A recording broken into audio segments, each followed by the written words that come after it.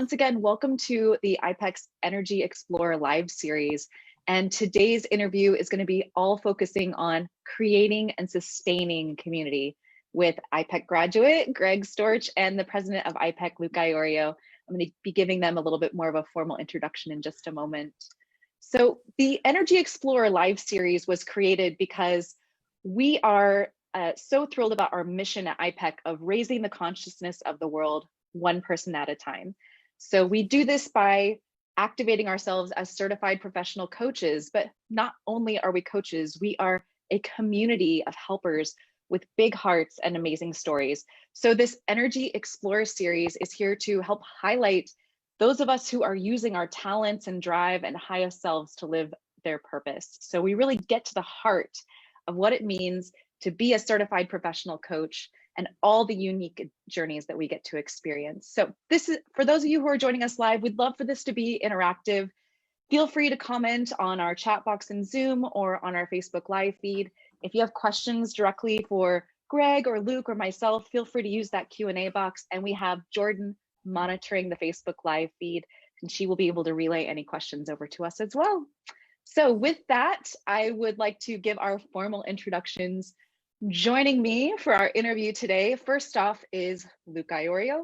He's the president of iPEC and has been serving our high conscious coaching community of more than 15,000 graduates in all sorts of ways, from sharing our message on stage at events at things like our Uncover retreats, to the World Happiness Summit, to gracing the airwaves with interviews with iPEC coaches and other thought leaders through the One Idea Way podcast. And he really helps bring a wide-angled view of our everyday experiences to help us all create more awareness to expand our human potential and create lasting conscious change in our lives. So Luke, happy to share the stage with you again today. Thanks for being here. Happy to be here, as always, Jenny. Awesome. And then joining us today, we're so thrilled to have Greg Storch with us today. Greg is a certified life and leadership coach, Energy Leadership Index master practitioner, and founder of the Helping Hand Barter Coaching Program. He is a retired naval officer and former corporate executive turned coachpreneur who spends his time focused on adding value to others in any way he can. And he is the owner of Lion Enterprises LLC, a service-disabled, veteran-owned small business that specializes in leadership development, coaching, and speaking. And he graduated from the iPEC coach training program in 2008 and currently lives abroad in Northern Italy. So Greg, thank you so much for joining us. Bonjour. For having me. It's a pleasure to be here and to see everybody joining us. Hello, everybody. Yeah, we're so excited. We have the Greg fan club here today for sure. And I'm sure those of you who aren't yet fans will be fans by the time we're done with our interview today. So well, Greg, a lot of our interview is going to be focused on your journey and your story. So I'd love to start out with usually we start out with kind of before you became a coach, what was happening. But for your story, I think it'd be more appropriate to start kind of like in between to after you were in the coach training program, because you were sharing with us what was happening in your life as you started to come towards the end of your coach training journey. So tell us what was going on around that time. Yeah, I love this part of the journey for me because it was really a time of upheaval. And I had a lot of fear, to be honest with you, because as I'm approaching my Mod 3 weekend, I started thinking, oh man, this is the last weekend that I'm going to be spending with my peer coaches, learning and commiserating and talking about what we're going through. And after this, what am I going to do? And not only that, not only was I about to graduate from the iPEC program, but 1 month later, my wife and I were about to just up and leave the country and move to Italy, where we live now. So I was facing two things. I wasn't going to be around like-minded people who I had just spent the last 8 months with, but I was also leaving the country. So I had no idea how I was going to maintain or even build upon these coaching skills that I had learned in the program and stay around my community of coaches. So I was very fearful of that. And it was a dark time, so to speak. So Yeah. go into what I did about that. Yeah. Yeah. It's so interesting before you move into that, how you were experiencing this fear of disconnection, both literally and figuratively. And how that really, I can see how that really created kind of a big gap of question mark, what's going to happen now? Yeah, I'm a connector naturally. I thrive on community. I thrive on like-minded people, and I believe that we don't achieve anything in life without the help of other people. So naturally I am attracted to people. My energy attracts them to me. And so having these thoughts of not having a tribe, a community, it really made me fearful about what was going to come in the future for me. So yeah, Mhm. this was a fearful time for sure. Yeah. Yeah, absolutely. Greg, one of the things that pops just before we talk about then what you created out of this, just what part of what you're talking about there is that, kind of that dark time or dark space that you were in. What what I see that as, and one of the things that I've gone through with a lot of clients, and I have a feeling is probably true in some of your journey as well, is that when we enter those times, but we do so with a degree of awareness and consciousness, so that we're not just fighting and resisting and kicking and screaming our way through the dark, but instead we're almost kind of surrendering to it, because there's almost like it's almost like the future you thought you were headed to originally as a coach is kind of dying, and a new future had to be born from that space. And by surrendering into that period of time, you allowed that to happen, as opposed to, and I'm not saying, I'm sure not every day was, pure consciousness and awareness. I'm sure there were some other moments in there, but I'm wondering if you could just speak to that part of almost surrendering to that part of the process before the idea came, or before it took it began to manifest. Yeah, and I'm sure a lot of people can relate to having fears around going into the unknown. And some of those thoughts, I stayed with those thoughts for a while, but I've also been working on my intentionality in my actions. And I started thinking not in terms of what I was going to lose, but what I could do with my current situation. So I'm thinking, okay, the facts are that I am moving and leaving my country, and my program is over. There's nothing that's going to change that. So if you want to continue practicing your skills, Greg, what are you going to do about it? And so probably a few weeks later, I started basically coaching myself and saying, what are some of the things you can do? Don't focus on all the things that you can't do. And so that's where I started this thought process of, okay, what are my options here? And I just started asking questions. That's I excellent. love that. Yeah, the concept of coaching ourselves first as coaches, acknowledging and validating that this is a little bit scary, going into the unknown and not knowing what's going to happen. And when we are able to kind of face that head on, more opportunities are able to be seen by us. So yeah, tell us Yeah. about the opportunity that you uncovered, Yeah, Greg. let me just frame that one thing, is just because what you just, Yeah. Jenny, brought up is key, is that there's a moment of acknowledgement and validation, right? So Mhm. that we're recognizing where it is that we are.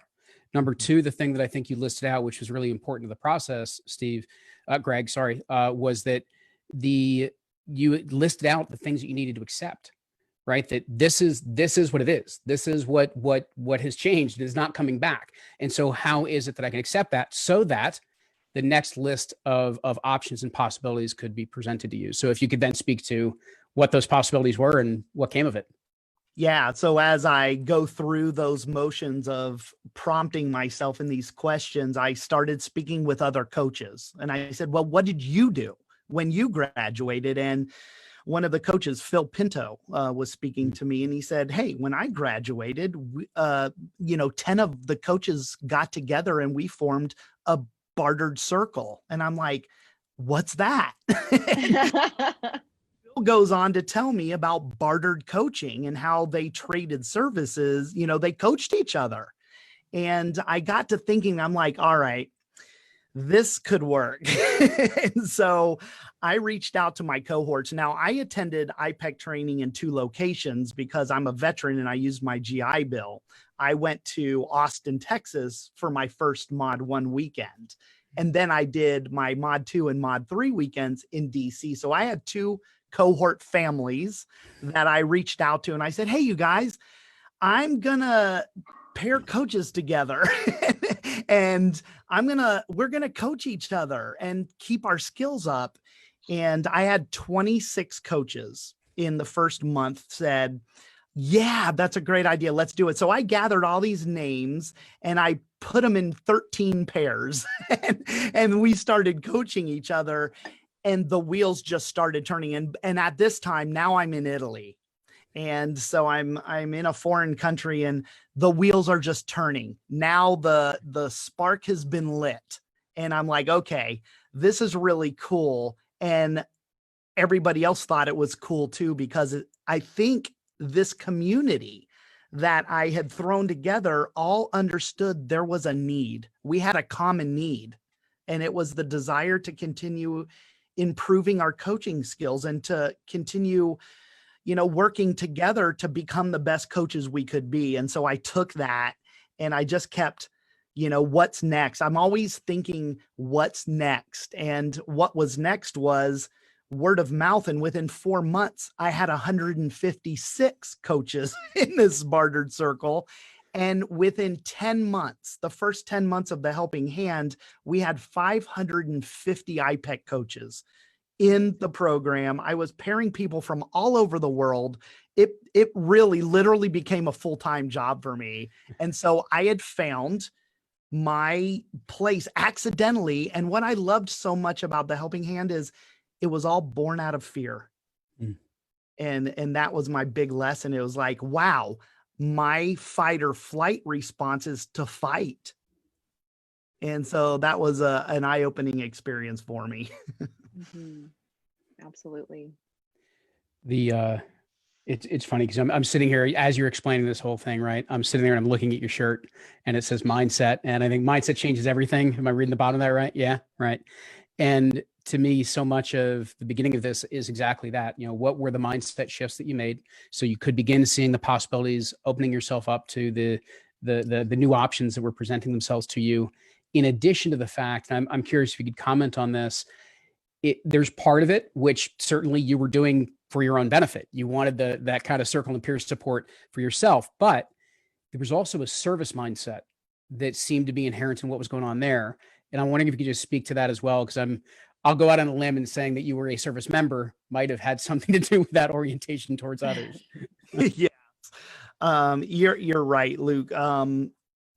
My initial desire was for me to enhance my skills as a coach. But when I saw all these coaches joining the program, the first thing that hit me, I was like, I'm filling a need. There's obviously this need for, once coaches finish their program, to continue on in some form of a community, to, even if it's just to get encouragement or to bounce ideas off of, whatever the need was, it was obvious to me. And that's what fueled my fire. I was like, wow, I'm filling a need for people and I'm filling it in a big way. And what I loved most about this thing is I never planned it. I simply wanted to just practice my coaching skills, and it blew up into this huge program. And that's what's so fascinating to me, is here we are today and I'm serving, 400 plus iPEC coaches all in 42 states and 24 countries. And I love it. So yeah, it was very early on that I was thinking, I'm filling a need. And that's really what got me. What more value can I bring to these coaches? And so we just started building this program and adding training and other things for them. So yeah. And I love hearing how, initially it was born from a need for yourself, and then that need was a win for others. It's one of the concepts that we get to talk about in the coach training program of that level 5 energetic mindset of what's going to be a win for everybody. And if it's not a win for everybody, you usually know it. And when it is a win for everybody, you can definitely tell. And I think that the result of that was seeing the expansion so quickly with the bartering program. Yeah, you're absolutely right. And I thrive on a win-win. I always have, even in my supervisory roles, my leadership roles, I'm always focused on the win-win. There's nothing wrong with that. There doesn't have to be a loser. Everybody can win.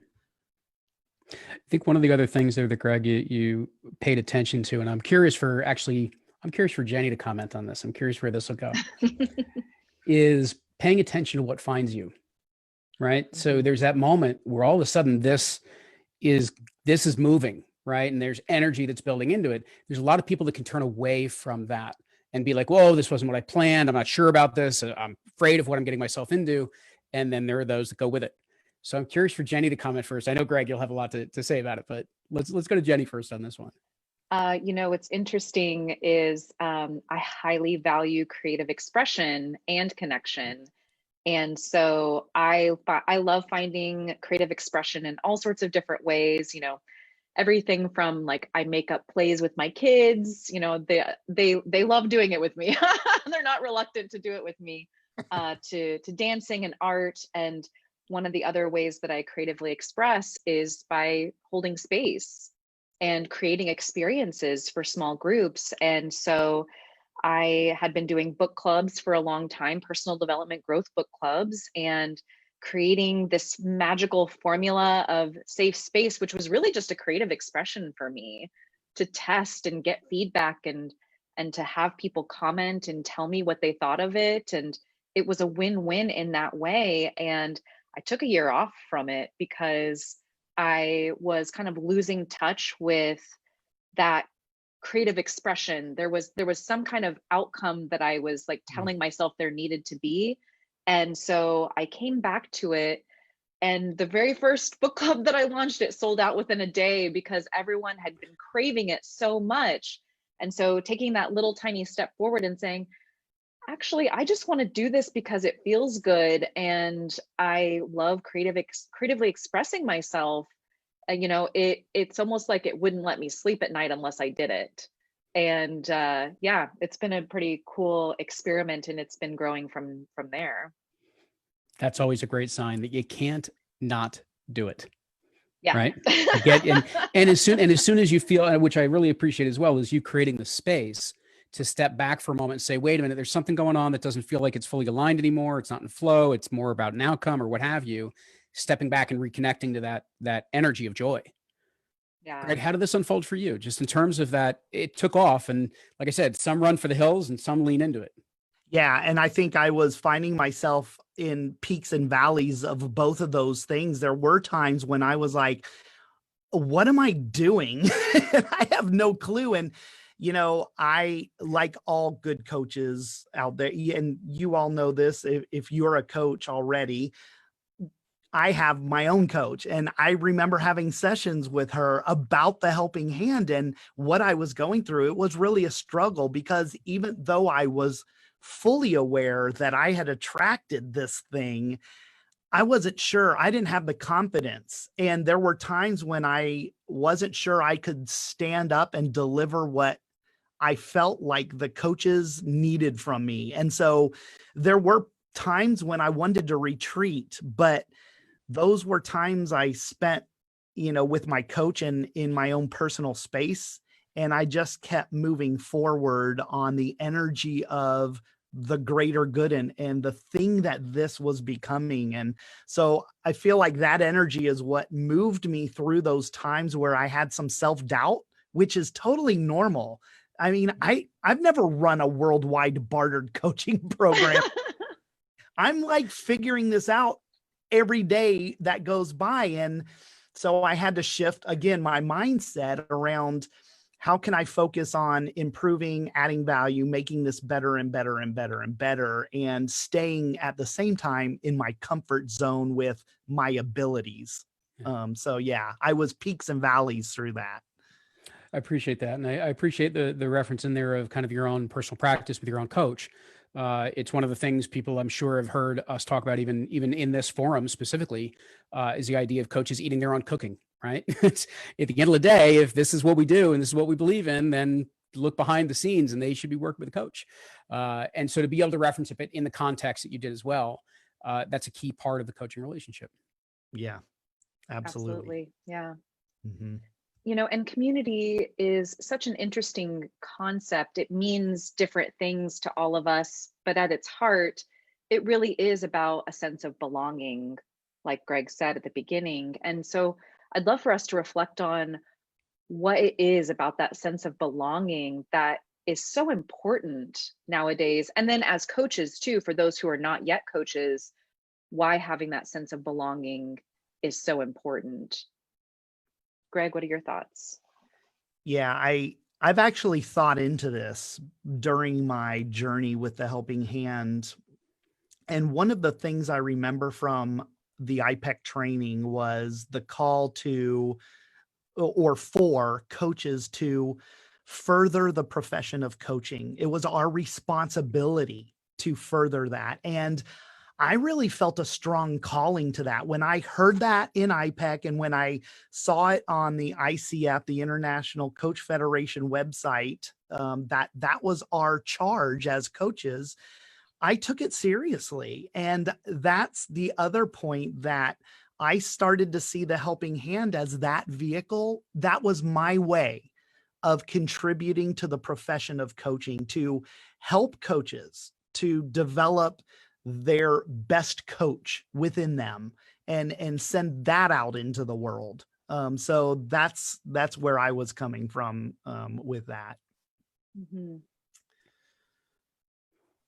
Luke, how about for you? What do you think is so important about this sense of belonging, You know, it's especially interesting nowadays? because I'm going to take it in a slightly different direction. Not that I ever do that. I had no Not that I doubt. ever do that.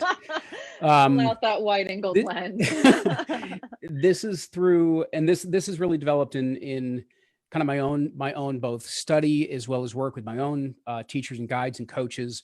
One in particular that I work with, and it's a recognition that I think there's a slippery slope that we do need to be aware of with belonging, in the sense of when we belong to something, are we giving kind of ownership over who we are and our identity to that thing? Meaning, do we become a belonging inside of that community? Whereas if we flip it around and quite literally just flip the word around, that it is about longing to be, I think we actually get much more about the heart of what we're looking for inside of community in that shared space. Because so much of what we're looking for is that space for us to really just be who we are, to completely show up with the authenticity, with the warts and all of what are our fears, what are our doubts, as well as what are our strengths and what are our values. What are the things that we need to lean into, and just be able to be completely transparent in that moment with the people that we are with. And so there is the more and more in which we place that longing to be, meaning that really truly leaning into the authenticity of who we are and what we're experiencing, and finding those groups that resonate with that, and not just what you're going through, but can hold the space for that and are welcoming to it and inviting to it. That's when some real incredible magic really begins to happen. And I think it's one of the things that I also, and why I was kind of reframing at the very beginning when Jenny, you asked that great question of what is community to you? And I said shared space. Community doesn't have to be some defined organization or a neighborhood group or anything like that. It can be whenever 2 or 3 or more people are gathered in the spirit of shared space. And so it can happen anywhere. You can create community anywhere at any time when people are willing to enter into that space together. I completely agree. Yeah. The qualities that I notice in communities that are gathering in a way that people can feel like they can be themselves, feel like they can belong. First of all, the people who are a part of it know themselves and know who they are and how they want to show up in that space. They feel connected to others because they know that they are doing the same, and they feel open to express their journey in that.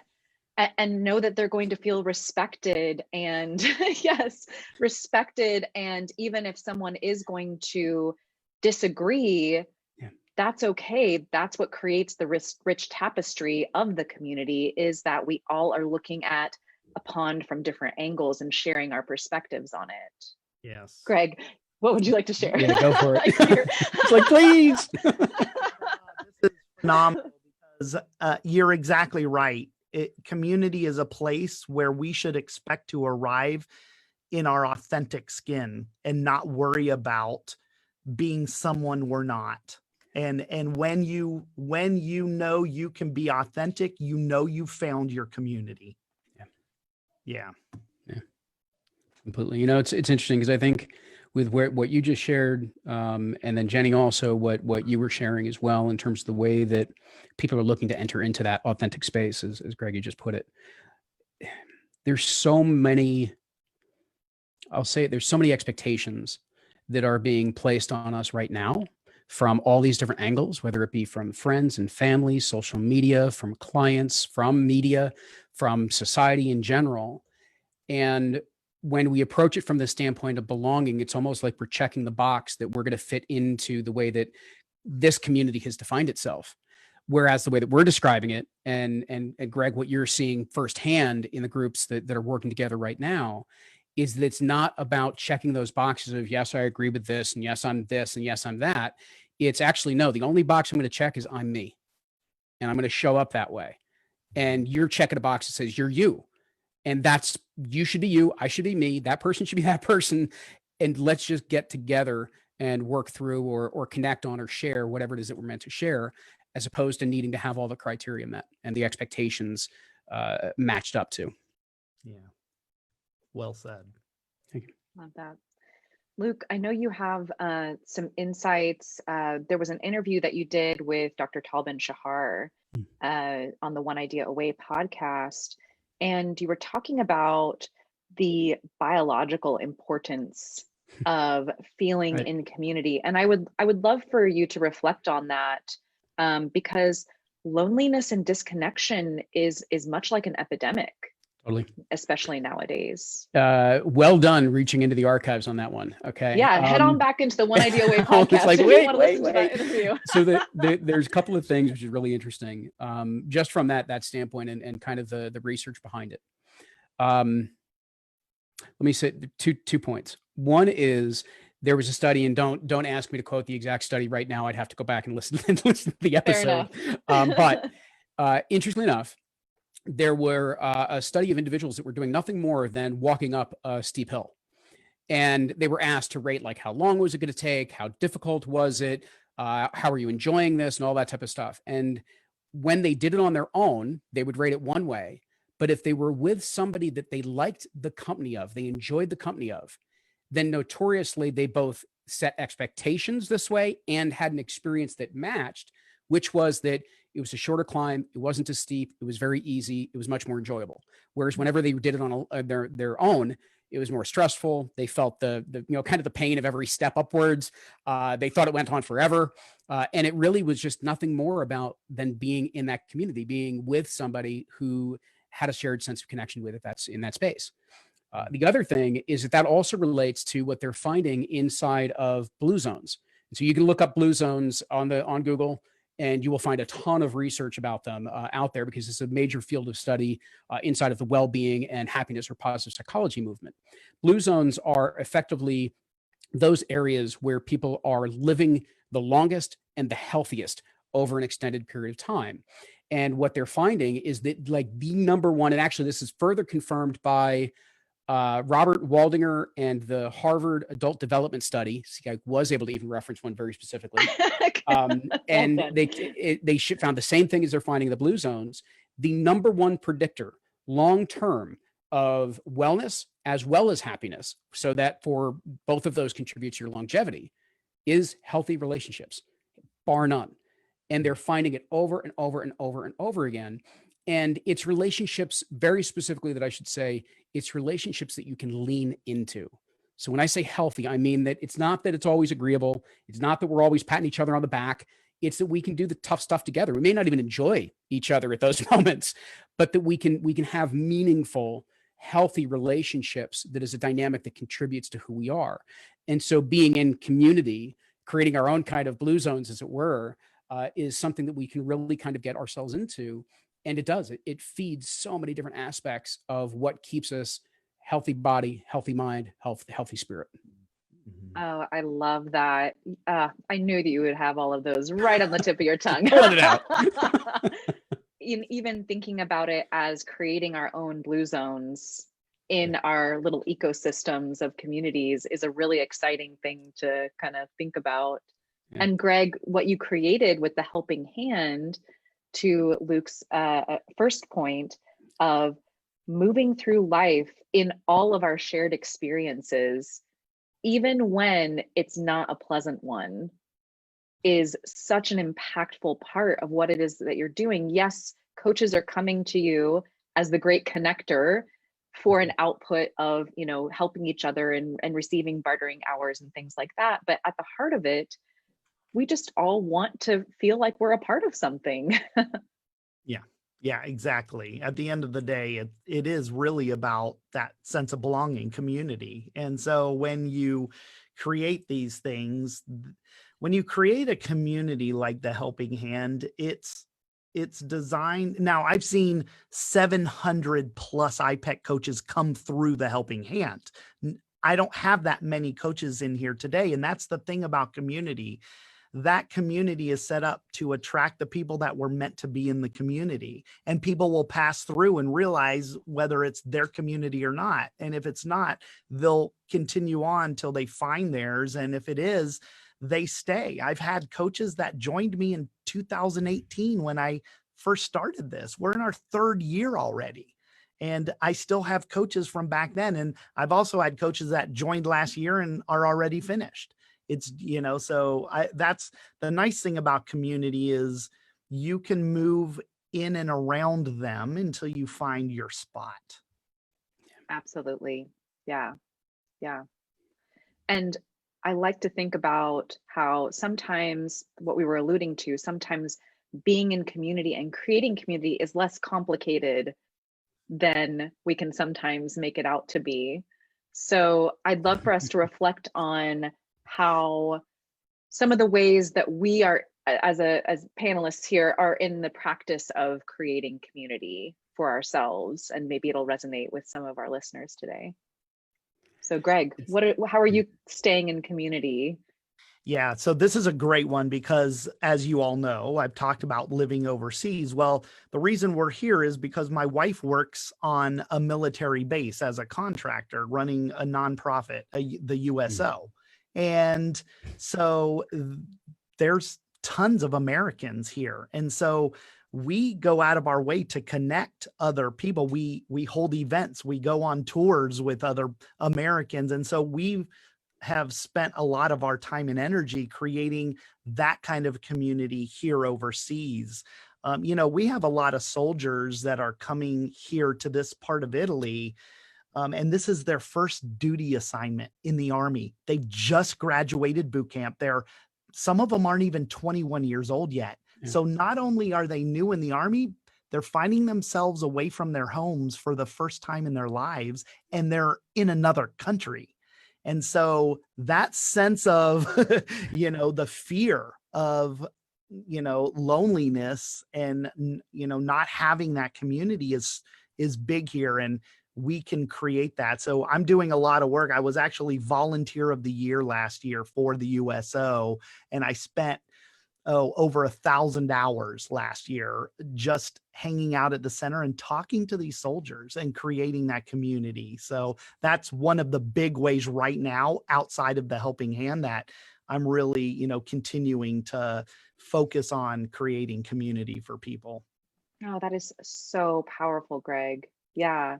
And really being able to, I can imagine, relate to your experience and what you were feeling when you were in that space, and that empathy that you can build for the others that you're reaching out to. It's very powerful. Absolutely. You're right. Yeah. I want to add to the original question there, Jenny, but if I can't not mention this because Greg, what it sounds like is that you have found a way to extend the helping hand into much more than just barter coaching.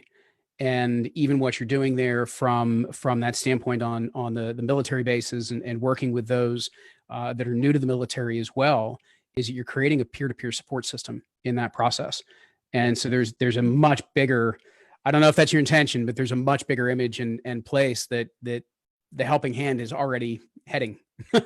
Yeah, that's a great observation. And as you're saying that, I'm like, God, if people knew that there was like very little intentionality behind this, I feel like I'm just letting the universe pull me around and like wherever it sets me down, I bloom where I'm playing. I'm like, oh, okay, I need to be here. Let me take care of this and let me.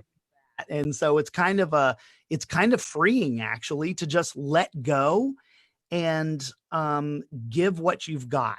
Yeah. That's being. I mean, at the end of the day, that's being, and you're showing up as you, letting kind of the universe show you all sorts of different things in front of you and saying, yep, that one's aligned. Yep, that one's aligned. Right. The standpoint of not having as much of the intentionality, meaning, allowing this to kind of unfold and evolve in that type of regard. That's part of coming back to Jenny, your question. I don't think people realize that at times it can be a lot easier to create community around you, or to create even just that small group, a lot easier. It doesn't need to be big and defined. You don't need to start a partnership with the USO right out of the gate. It's that I had this conversation, so now I'm going to go back and reference an archived episode with Jesse Israel and the Big Quiet on One Idea Way. So Jesse Israel, now it's this incredible organization called the Big Quiet, which is a meditation community. And he's now done some like crazy, amazing things with Oprah and everything else. But it started by him kind of learning and fumbling his way through how to create community. And he and I just recall this conversation so vividly, that two of the communities he started before he did the meditation group, one was just a bicycling group. And it was nothing more than they would like bike out to Coney Island with a bunch of big stereos and speakers and everything else, have a little party at Coney Island, and then bike their way back into Manhattan. And it started out as a group of 8, and I think it became a group of like 500 inside of like a couple of months. It was crazy. But he just wanted to get together with buddies, bike a little while, listen to some music, enjoy the weather, and come back. And so real simple. Second one he started, I forget the exact name of it, but essentially it was Burgers, Beers, and Brothers. And it was a bunch of guys that were starting to deal with the early 30-somethings and try to figure out, okay, life is looking different than we originally thought it would be. We really enjoy burgers, we enjoy having a beer, and we really need some real conversation. And so they used to get together, and that was a smaller group, but it did grow quite a bit originally, and it just gave them a sense of purpose of why to get together. And I'll just share that I've done basically the same types of things, meaning that I've started meditation groups that have been anywhere from a couple of people up to as many as 20 or 25, just right out of my home.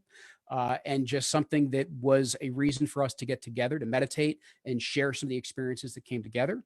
There's other times we're just with a very, very close group of now friends and some friends for a long time, that we've made it an intention, and very specifically during the pandemic that we've been through, to gather around a fire pit and to do nothing more than to sit and have the not surface conversations, to really, truly, genuinely ask, how are you?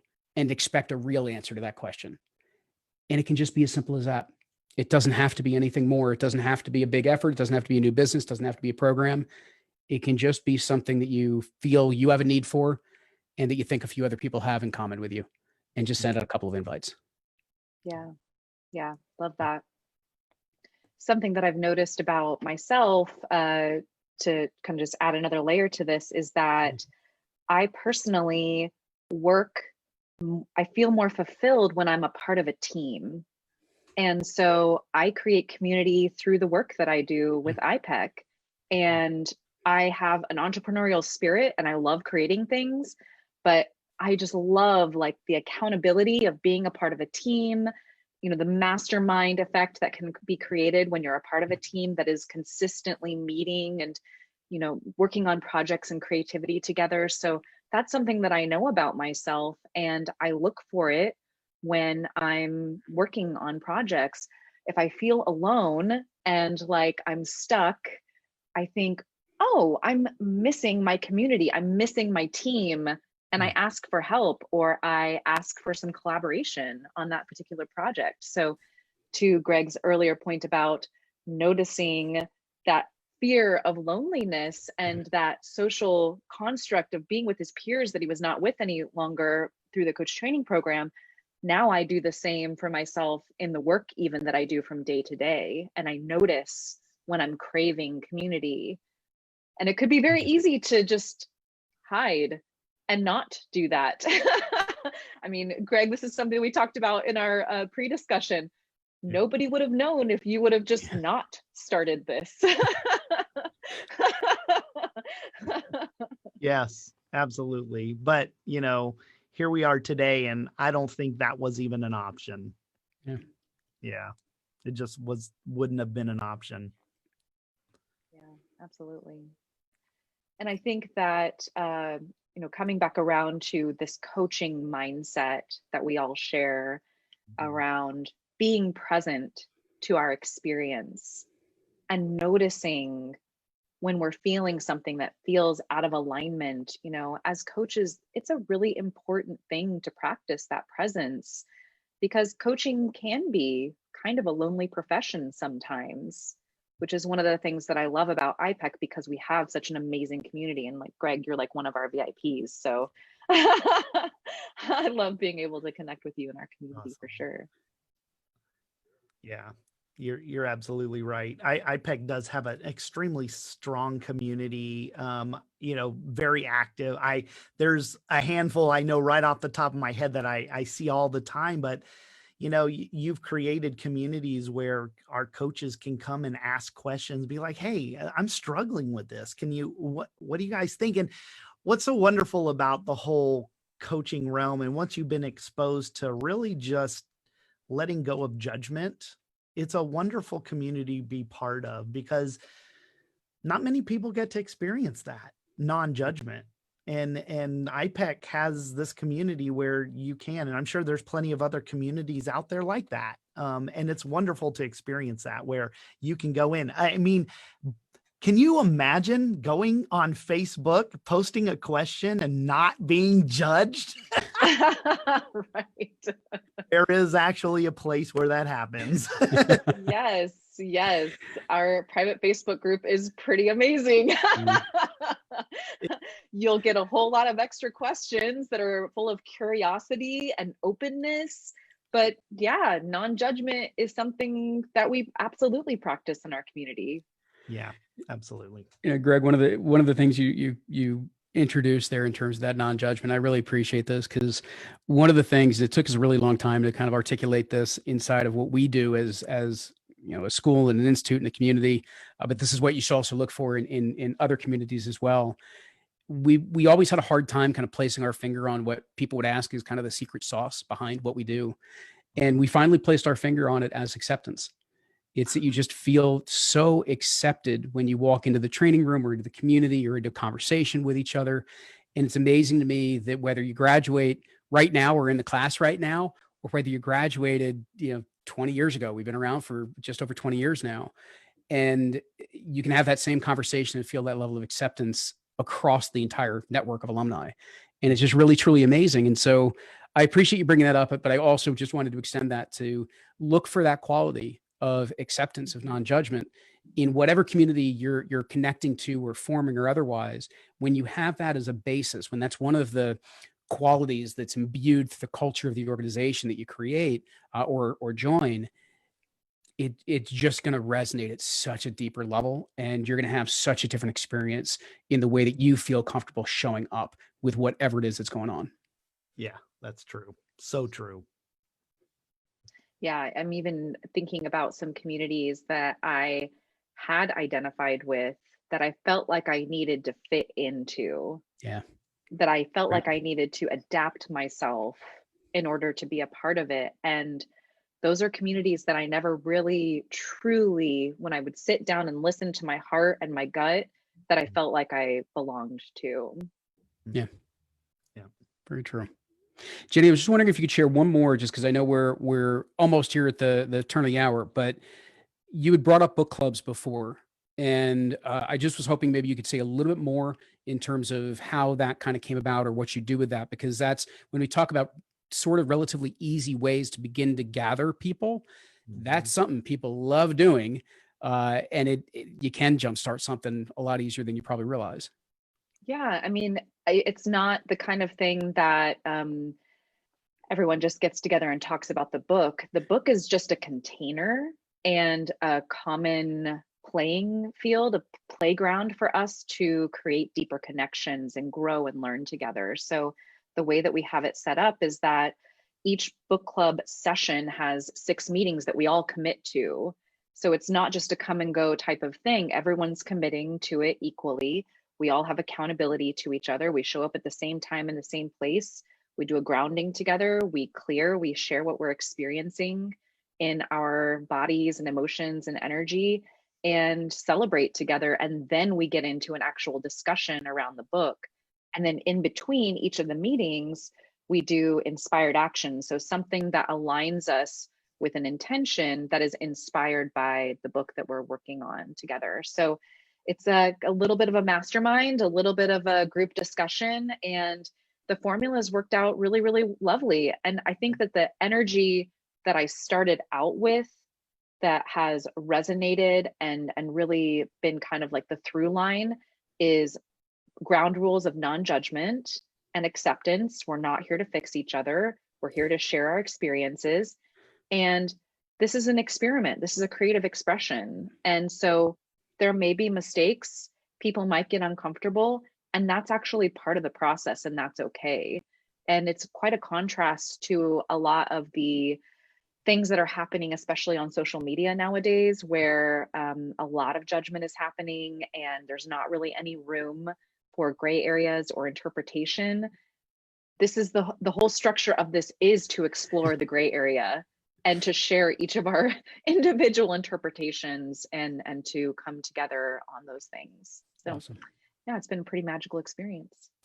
That's great. You know, and I think one of the many things I extracted out of there was the way that you described using the book as a container for the space that's being created. You know, in the barter coaching that Greg, that you've created it was a shared experience that created this container of let's work on our skills together and get a little of the support that we need. And so that idea of just kind of creating a container is something that just kind of defines the space of what's going to be at the middle, what's going to help us have a little bit of focus, a little bit of intention behind what we're doing. And then what's the quality, what's the culture we're going to wrap around it of, you know, we're going to use this to go a little deeper. We don't have to follow a script that's in the book, but if there's a question that gets posed that we want to focus on, or there's one little quote that stood out to you, let's talk about that one line. You could leave the other 300 pages aside if you want, but let's talk about this one line because that's apparently the one that spoke to you. So just creating that little bit of space and having a lot of freedom inside of it, and just seeing where the energy takes you, I think is a great way to go. And who knows, you may end up with a community that runs away with 500, 600, 700 members joining and everything else. Absolutely. Yeah. And growing from there too, right, Greg? Yeah. I mean, it started out as a place where you're just sharing your time and energy, and now it's expanding from there. So it's pretty exciting. Yeah, it's been really exciting.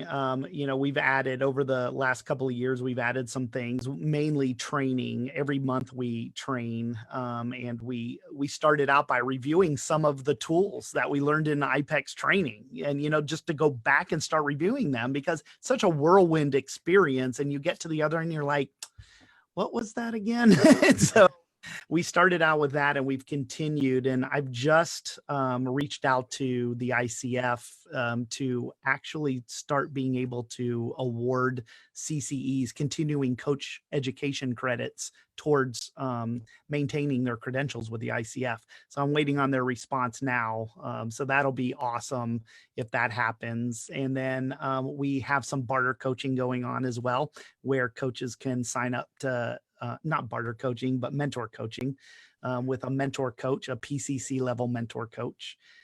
So they can get some sessions there as well. So there's a whole bunch of things going on right now that are just phenomenal. And, you know, I've worked pretty closely with the ICF on the program because I wanted to align with their code of ethics and, you know, their code of conduct.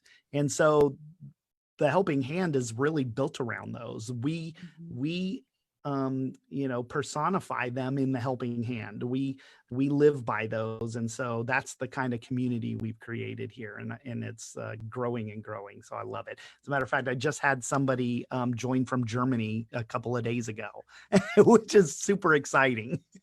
Absolutely. Absolutely. A great question just came in for you, Greg. And I'd love for you to reflect on this. How do you get the community you need out of the helping hand while you're also operating as the coordinator? Is there ever a time that admin part Awesome. detracts from that for you? Yeah, no, that's an awesome question. Noel's, she's actually a member of the helping hand. And God, it's amazing how many coaches I can remember because I deal with them. I deal with their names all the time. So I recognize them. And the answer to that is I am also a participant. I pair myself up with coaches. So right now I'm paired up with another coach and we're bartering our services. I coach her on Tuesdays, or she coaches me on Tuesdays, and I coach her back on Thursdays. So being an active member in the program and not just staying behind the scenes. But it is a balance because we'll do coach bowls each month. And I'm not throwing my name in the hat for that because that's not what I'm doing. I mean, I'm trying to create this training ground for other coaches to practice, right? So I never volunteer to be a coach or the client for the coach bowls. I let the participants do that, but I am a participating member in the helping hand. So I have a coach and we're coaching together. So yeah. And I've been at pretty much from the very start. I continue assigning myself a coach. I've actually had some coaches reach out to me and be like, are you available? Because I just am, I'm drawn towards your energy. And I think our coaching partnership would be awesome. And that's how I found my last coach. So it's pretty cool. That's amazing. What a cool space of trust you've created too. That's Yeah. interesting. I participate in my book club sessions as well as a participant and as the facilitator holding the space. I mean, I'm in there clearing and celebrating and doing my inspired actions as well. So I can relate to the balance that happens with that. Yeah. I love this, Greg, and thank you so much for sharing all of your insights and your journey with us. It's for those who are interested in learning more about the helping hand, think of this as a resource available to you by being a part of the iPEC coach community. You come to iPEC to receive your coach training certification, and that's where the journey actually begins after you get your coach training certification. You may think that when you enroll, that's the beginning of the journey, but really that's a transformational experience in itself. And there are so many more amazing things to come after you graduate. And you can partner with coaches like Greg who have created amazing resources like the helping hand. So yeah, I think is there another question? It looks like Sonia has a question. Do we have time for that? yeah, sure. So mainly she's asking, who are you attracting to your bartering program? Is it mainly people who needed more tools in their toolbox, or are they new coaches, or a mix of both? It started out actually as new graduates. I was allowing iPEC coaches who were in training to join what I called the what was it called? Delayed entry program. They could and get ready. And as soon as they completed mod 3, then they could join, because I didn't want to interfere with iPEC's training program. I didn't want to add confusion while they were still studying or being a student. So I was very strict about having to finish mod 3 first. And since that time, I've stopped the delayed entry. And now I just say you have to finish mod 3 and then you can join. You don't have to finish your final exam, but you do have to be finished the program. So a lot of people are just completing the program, but now that it's been around for a while and people are hearing about the program, I'm getting a lot of coaches who are coming back to coaching. And they've been away a while and they want to get comfortable again. And so they'll join the helping hand and they'll get assigned a partner just to brush up on their skills. So I'm starting to attract all sorts of coaches. But the one thing in common is it's still only open to iPEC graduates. Yeah. Yes, absolutely. Yeah. Luke, any other final thoughts before we start to wrap things up? I've enjoyed the kind of the whole conversation that we've had here today. And just really, Greg, I applaud you on what it is that you've been able to create. But more than anything else, just the way in which you've rolled with the energy of that creation as well. Thank you. Thank you guys so much for having me as a guest. This was fun. Yes. Awesome. So we're going to be adding some information on how to get in touch with Greg if that's something that you're interested in. If you have questions about how to become an iPEC certified coach so that you can work with someone like Greg, we have an awesome way that you can talk to an actual admissions coach through iPEC, and they will help you understand what it might be to help you take that next step in your coach training journey. Coming up, we have awesome other events that are going to be live and in person, so be sure to check those out. And if you want to check out any of the previous Energy Explorer series interviews, there are some wonderful ones that we're going to add along with this, and we definitely invite you to go check those out. So thanks to everyone who was able to join us live today, or if you're watching the replay. Greg, thank you again for sharing the space with us. We very much appreciate it. Luke, as always, it's fun to share the stage with you. And to you as well, Jenny. Absolutely. And we will see everyone next time. Thanks. Be well, everyone. Bye-bye.